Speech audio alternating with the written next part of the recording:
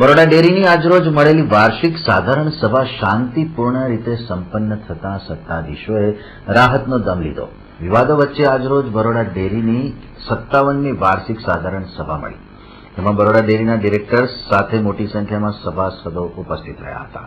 જોકે ડેરીના ઉપપ્રમુખ શૈલેષ પટેલની સૂચક ગેરહાજરી જોવા મળી. 57મી વાર્ષિક સાધારણ સભામાં અનેક મુદ્દાઓ પર ચર્ચા કરવામાં આવી. ચેરમેન સતીશ નિસાડિયાએ સભાને સંબોધતા સભાસદોના અનેક પ્રશ્નોના જવાબો પણ આપ્યા.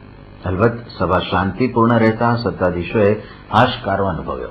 સાધારણ સભાની અંદર તમામ એજન્ડા પ્રમાણેના કામ સર્વાનુમતે મંજૂર કરેલ છે અને એક જે ચૂંટણીલક્ષી તાલુકા વાઇઝ જે પેટા કાયદો સુધારેલો હતો એની અંદર એકાદ બે વ્યક્તિઓએ ઉભા થઈને વાત કરતા એની અમે નોંધ લીધી છે અને હજુ ચૂંટણી પણ વાર છે ત્યારે ફરીની સાધારણ સભાની અંદર અને સુપ્રીમ કોર્ટની અંદર અત્યારે જયારે આનો કેસ પેન્ડિંગ હોય, કેસ ચાલુ હોય, એનું નિરાકરણ આવ્યા પછી ફરીની સાધારણ સભાની અંદર જે બે તાલુકા વધ્યા છે એનો સમાવેશ કરી લઈશું અને બાકીના જે કંઈ કામો હતા બધા જ અમે સર્વાનુમતે મંજૂર કરેલ છે અને શાંતિથી સાધારણ સભા પૂર્ણ થયેલ છે.